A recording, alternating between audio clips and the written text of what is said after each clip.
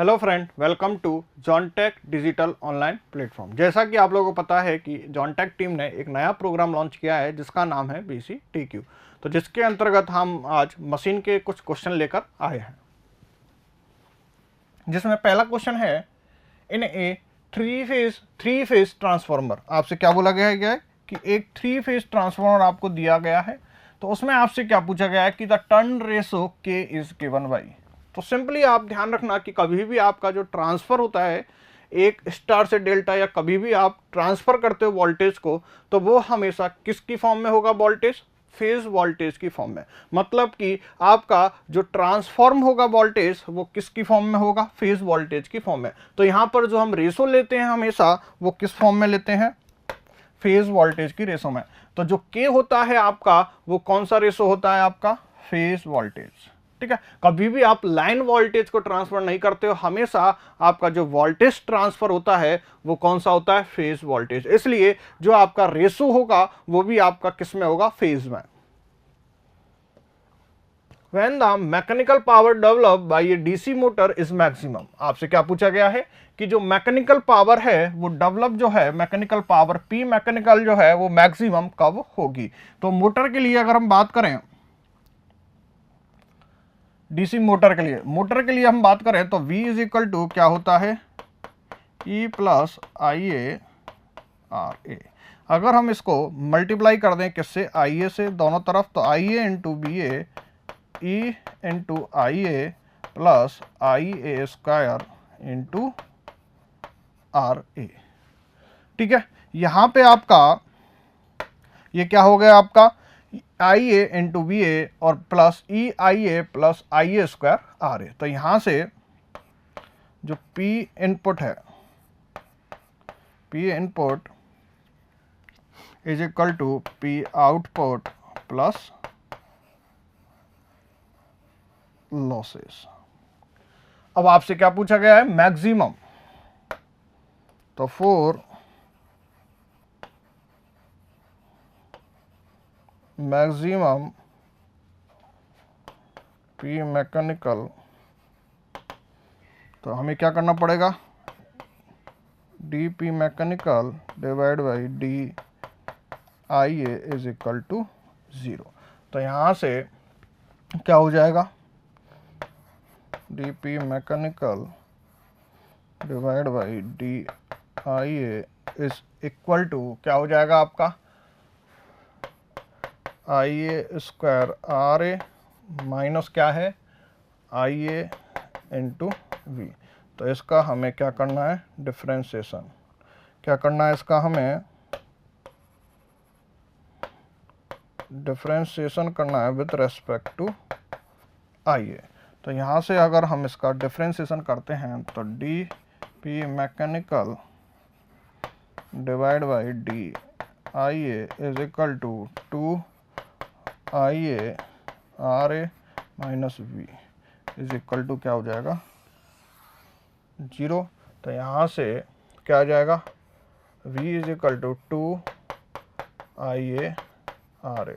हम क्या बोल सकते हैं? IA RA is equal to V by 2। इसकी वैल्यू हम किस में पुट कर देते हैं? समीकरण 1 में। तो यहाँ से V is equal to E plus IA RA कितना है आपका? V by 2। ये हो गया V बाई 2। तो यहाँ से E इज इक्वल टू क्या आ गया आपका? V by 2। क्या आ गया? E आपका V बाई 2। ठीक है, तो यहाँ से अगर हम एफिशिएंसी की बात करें तो एफिशिएंसी आपकी कितनी आती है? 50%। कैसे आएगी आपकी? Output upon input. जब आप इसको रखोगे आउटपुट अपॉन इनपुट को, आपकी एफिशिएंसी कितनी आएगी? 50%। और P मैक्सिमम आपको कब मिलेगा? जब आपका EMF जो है is equal to the half of the applied voltage. Which type of alternator is used in hydroelectric? आपसे क्या पूछा गया है कि जो हाइड्रो इलेक्ट्रिक पावर स्टेशन होते हैं आपके, वहां पर हम किस टाइप का अल्टरनेटर यूज करते हैं? तो हाइड्रो इलेक्ट्रिक जो आपके पावर प्लांट होते हैं वहां पर आप सैलिएंट टाइप, सैलिएंट का मतलब है इसमें नंबर ऑफ पोल ज़्यादा होते हैं। क्या होते हैं आपके? नंबर ऑफ पोल ज़्यादा होते हैं। A single phase transformer rated for 220 and 240 volt. 50 hertz operated at no load at 220 volt 40 hertz. This frequency operation at rated voltage. Voltage हमेशा क्या है, rated. Result in which one of the following. तो आपको जो voltage है वो तो क्या है 220 वोल्ट, और इसमें आपकी F1 जो थी फ्रीक्वेंसी वो 50 हर्ट्ज है, और F2 जो है वो क्या हो गई 40 हर्ट्ज. बात समझ में आ रही है. आपसे क्या बोला गया है कि आपका जो वोल्टेज है वो तो रेटेड है, और जो फ्रीक्वेंसी है आपकी वो क्या हो गई 50 हर्ट्ज एंड 40 हर्ट्ज. तो 50 हर्ट्ज के लिए अगर हम V/F रेशो निकालें तो कितना आएगा 220 डिवाइड बाई 50, और इसके लिए हम रेशो निकालें V/F2 तो 220 डिवाइड बाई 40. क्या ये दोनों रेशो मेरे इक्वल आएंगे? क्या ये दोनों रेशो मेरे इक्वल आएंगे? तो Vy अगर मैं ये बोलता हूँ is not is equal to V/F2, तो यहाँ से मेरा क्या कंडीशन निकलेगा कि जो V है is not is equal to constant. होगा नहीं होगा? तो यहाँ से अब मैं अब मुझे आंसर क्या पूछा है, लॉसेस के बारे में और कौन से मेरे कोर लॉस के बारे में. तो मैंने अभी पढ़ा था कि जो मेरे कोर लॉस होते हैं वो दो टाइप के होते हैं. एक तो हिस्टेरेसिस लॉस. हिस्टेरेसिस लॉस क्या होता है KH F V की पावर x, और x की वैल्यू मैं क्या ले रहा हूँ यहाँ पर 1.6. चलो देखते हैं. तो यहाँ से KH F, अब मुझे B की वैल्यू पुट करनी पड़ेगी नहीं करनी पड़ेगी? क्यों? क्योंकि यहाँ पर B मेरा क्या है कांस्टेंट नहीं है. तो यहाँ पे V की power x divide by F की पावर x. तो F की पावर x की बात ये है कि मैं x की वैल्यू क्या ले सकता हूँ 1.6. अगर मैं x की वैल्यू 1.6 लेता हूँ तो मेरे पास जो ओवरऑल f होगा वो नीचे बचेगा नहीं बचेगा, मतलब ये क्या हो जाएगा KH V की पावर 1.6 डिवाइड बाई F की पावर 0.6. होगा नहीं होगा ये? तो यहाँ से अब मेरे पास क्या है कि पहले F1 कितना था 50 हर्ट्ज, अब F2 मेरा क्या हो गया 40 हर्ट्ज. मतलब कि अगर मैं 40 हर्ट्ज की बात करूं मतलब फ्रीक्वेंसी मेरी क्या हो गई कम. फ्रीक्वेंसी अगर कम हो गई तो मेरा pH क्या हो गया इंक्रीज, मतलब फ्रीक्वेंसी डिक्रीज हो गई तो pH तो क्या हो गया इंक्रीज. अब हम बात करते हैं एडी करंट लॉस की. PE इज इक्वल टू क्या होता है KE F² V² T². यहां से क्या हो जाएगा KE F² और B की जगह भी क्या हो जाएगा V² and F² into T². तो यहां से आपका F² से F² कैंसिल, तो यहाँ से जो हमारा ये बनेगा क्या बनेगा KE V² इंटू T². तो क्या मेरा iron loss, sorry AD current loss, ये इसको मैं क्या ले सकता हूँ आयरन लॉस. ठीक है. तो क्या मेरा एडी करंट लॉस पे कोई इफेक्ट पड़ेगा? क्योंकि यहाँ पर वोल्टेज तो मेरा क्या है कांस्टेंट. वोल्टेज तो मेरा हमेशा क्या है कांस्टेंट 220 एंड 220. आपसे क्वेश्चन में बोला था कि जो वोल्टेज है वो आपका क्या है रेटेड. तो वोल्टेज तो मेरा रेटेड है लेकिन फ्रीक्वेंसी मेरी क्या हो रही है चेंज हो रही है. लेकिन यहाँ पर मैंने देखा कि मेरा जो PE है वो does not depend on F. इसलिए क्या हो सकता है मेरा कि PE तो मेरा क्या रहेगा कांस्टेंट और pH मेरा क्या होगा इंक्रीज. ठीक है. तो मेरा PE तो क्या हो गया कांस्टेंट और pH मेरा क्या हो गया इंक्रीज. तो यहां से मेरा क्या आ जाएगा इंक्रीज मेरा होगा नहीं, बोथ इंक्रीज. रिडक्शन हिस्टेरेसिस में होगा नहीं, increase of hysteresis loss and no change in the eddy current loss. तो यहाँ से समझ में आ गया आपके। तो इस तरह के मैंने पहले भी आपको एक क्वेश्चन कराया, अब मैंने किस तरह का क्वेश्चन कराया जहाँ पे आपका बी बाई एफ कॉन्स्टेंट नहीं है, वहाँ मेरा बी बाई एफ क्या था, कॉन्स्टेंट, इसलिए मैंने वी की टर्म को क्या कर दिया, नेग्लेक्ट कर दिया। और जब आपका बी बाई एफ कॉन्स्टेंट नहीं होता है तब आप इस वैल्यू को नेग्लेक्ट नहीं कर सकते। The power factor of squirrel cage induction motor, आपसे क्या पूछा गया है कि जो पावर फैक्टर होता है आपका स्क्वायरल केज इंडक्शन मोटर का, हमें पता है कि जो हमारी इंडक्शन मोटर है और जो ट्रांसफार्मर है दोनों सिमिलर होते हैं। तो हम अगर ट्रांसफार्मर के फेजर डायग्राम की तरफ देखें तो ट्रांसफार्मर का जो फेजर डायग्राम है कुछ इस तरह से होता है हमारा,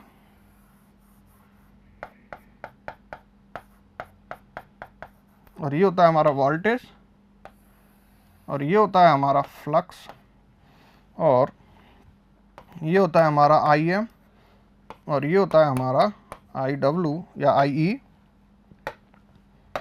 और ये हो गया हमारा आई नॉट। ठीक है, यहाँ पे जब हम बात करते हैं तो ये तो हमारा कौन सा हो गया, नो लोड पावर फैक्टर।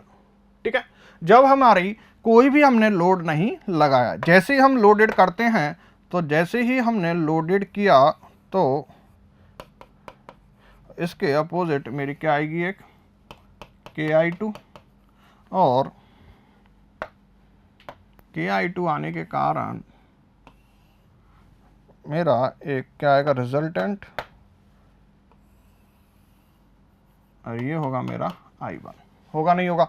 अब मेरा जो पावर फैक्टर है, अब इस ट्रांसफार्मर का जो पावर फैक्टर है, अब ये फाई ये हो गया, मतलब ये फाई तो कब था, ये फाई 1, और ये क्या है, फाई 2। तो यहाँ पर phi 1 is greater than phi 2, तो यहाँ से क्या आ जाएगा मेरा, cos phi 1 is less than cos phi 2, आएगा नहीं आएगा। मतलब ये तो कब था, एट नो लोड, और ये कब था, एट लोडेड कंडीशन। तो आपसे क्वेश्चन क्या पूछा गया है कि आपका पावर फैक्टर जो है वो लो होगा, हाई होगा जब आपकी लोड की कंडीशन है।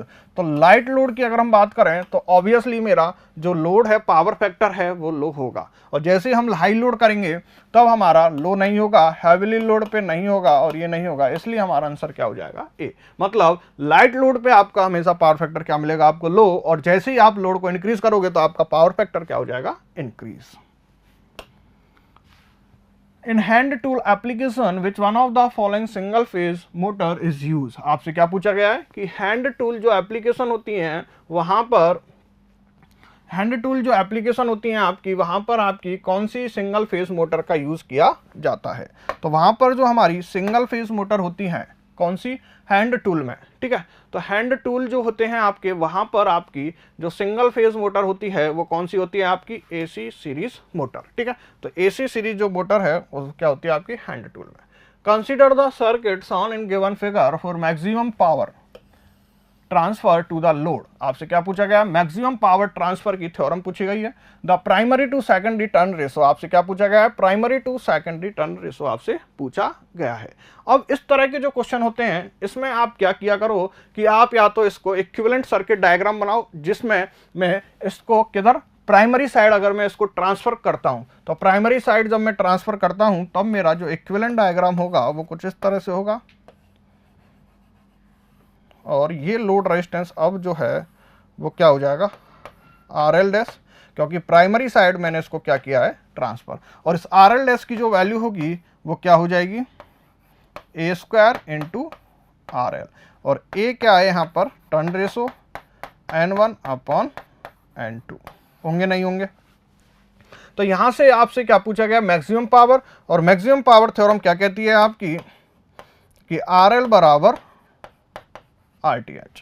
ठीक है, तो यहां पर आपका जो RL है वो क्या है, RL डैश, और RTH क्या हो जाएगा आपका 900। तो RL डैश क्या है, हो गया आपका K square into RL is equal to 900, और यहां से ये हो गया आपका N1 अपॉन N2 का स्क्वायर इंटू RL आपका क्या है 100, ये आपका 100 है RL, तो ये हो गया आपका 100 इज इक्वल टू 900। तो यहाँ से आपका N1 upon N2 is equal to 3/1। तो मतलब आपका रेशो कितना आ गया, 3:1। तो आपका N1 अपॉन N2 जो रेशो आएगा वो क्या आ जाएगा, 3:1। The most appropriate operating speed in RPM of generator use in thermal, nuclear and hydro power plant. ठीक है, तो आपको पता है कि जो हाइड्रो पावर प्लांट होता है उसमें हम कौन सा salient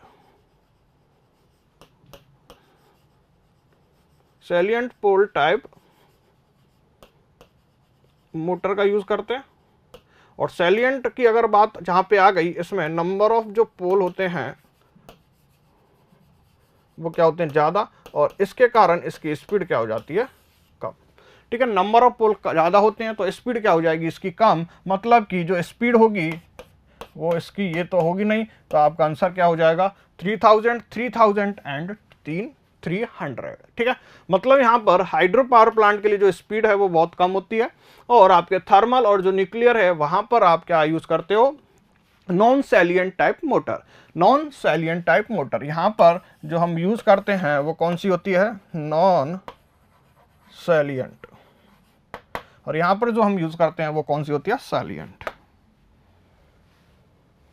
in case of double case आपसे क्या पूछा गया है, डबल केस जो आपकी इंडक्शन मोटर होती है उसमें जो इनर केस होता है आपका, आपके दो टाइप के केस होते हैं, एक तो आउटर केस और एक होता है आपका इनर केस।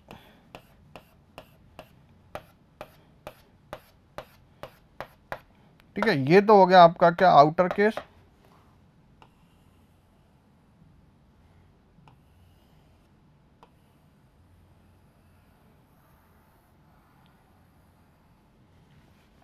ठीक है, तो ये तो आपका फ्लक्स की हम बात करें तो इसके चारों ओर फ्लक्स होगा। ठीक है, और इसमें आपका फ्लक्स हो जाएगा, और ये जो है ये क्या हो गया आपका, एयर गैप। इसके क्रॉस सेक्शनल जो एरिया है उसकी बात करें तो कम है, इसका जो क्रॉस सेक्शनल एरिया है वो क्या है, ज़्यादा। ये आपका क्या है, आउटर केस, और ये आपका क्या है, इनर केस। ठीक है, तो आपसे जो क्वेश्चन पूछा गया है वो किसके लिए पूछा गया, इनर केज के लिए। तो इनर केज के लिए क्रॉस सेक्शनल एरिया ज़्यादा है, अगर क्रॉस सेक्शनल एरिया ज़्यादा है तो सिंपली इसका रेजिस्टेंस क्या होगा, कम, और इसके लिए क्रॉस सेक्शनल एरिया कम है तो सिंपली इसके लिए रेजिस्टेंस क्या होगा, ज़्यादा।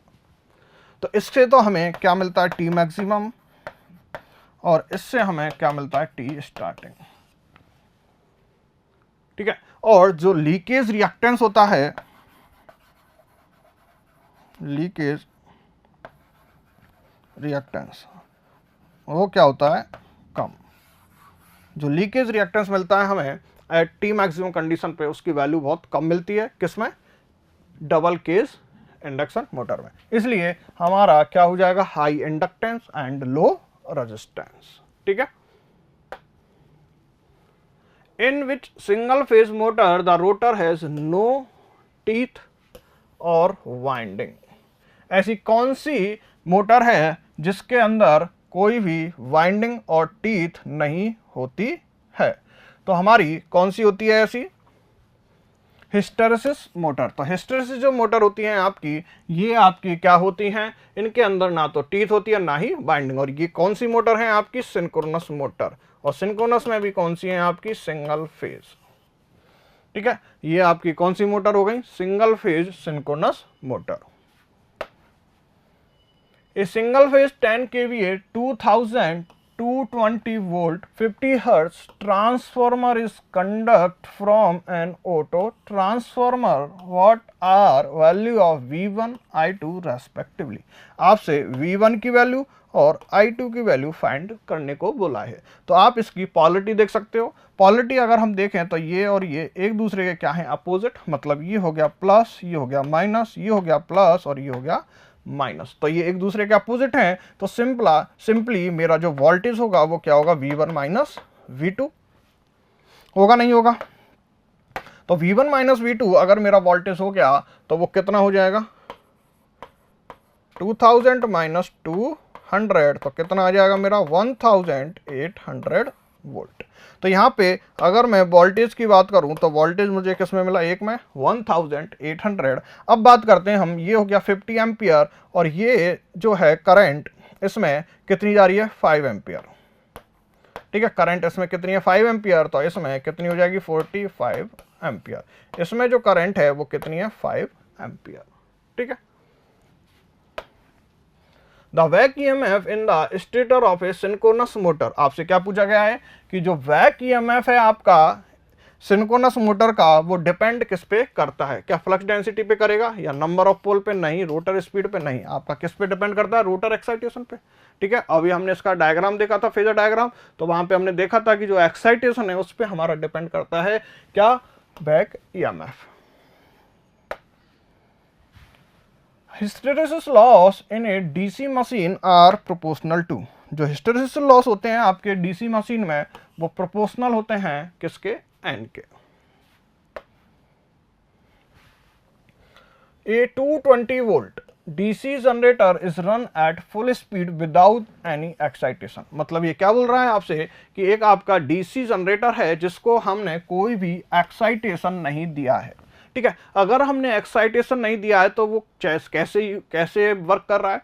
तो आपने एक चीज पढ़ी होगी, आपने एक कॉन्सेप्ट पढ़ा होगा, रेजिडुअल फ्लक्स। ठीक है, रेजिडुअल फ्लक्स के कारण कुछ स्टार्टिंग जो रेजिडुअल फ्लक्स है उसी के कारण मेरी ये क्या होती है? सेल्फ स्टार्ट होती है। ठीक है, तो यहां पर अगर रेजिडुअल फ्लक्स है तो उस रेजिडुअल फ्लक्स के कारण जो ओपन सर्किट वोल्टेज होगा वो कुछ होगा और वो ना के बराबर होता है रेजिडुअल फ्लक्स, जिसके कारण मेरी जो शंट है, ये जो मोटर है डीसी, ये क्या हो सकती है? सेल्फ स्टार्ट हो सकती है। इसलिए यहां पर हम बात करते हैं, जीरो तो होगा नहीं, कुछ रेजिडुअल फ्लक्स होता है जिसके कारण जो वोल्टेज है वो कितना होता है? 2 वोल्ट। ठीक है, तो अबाउट 2 वोल्ट, अबाउट 50 नहीं। तो रेजिडुअल के कारण, ये किसके कारण होता है? रेजिडुअल फ्लक्स के कारण। The motor use on small lathe. आपसे क्या पूछा गया है कि स्मॉल लेथ में हम जो मोटर यूज करते हैं वो कौन सी करते हैं? ये होगा नहीं आपका। डीसी की अगर हम बात करें तो डीसी भी लार्ज लेथ अगर पूछता तो हम यूज कर सकते थे डीसी का, लेकिन यहां पर उसने क्या कर दिया? स्मॉल। तो यहां पर स्मॉल है तो आपका क्या हो जाएगा? Single phase capacitor run motor. तो सिंगल फेज कैपेसिटर रन का उपयोग हम स्मॉल लेथ में यूज करते हैं। इस तरह से आपका यहां पर BCTQ प्रोग्राम खत्म होता है। Thank you all of you.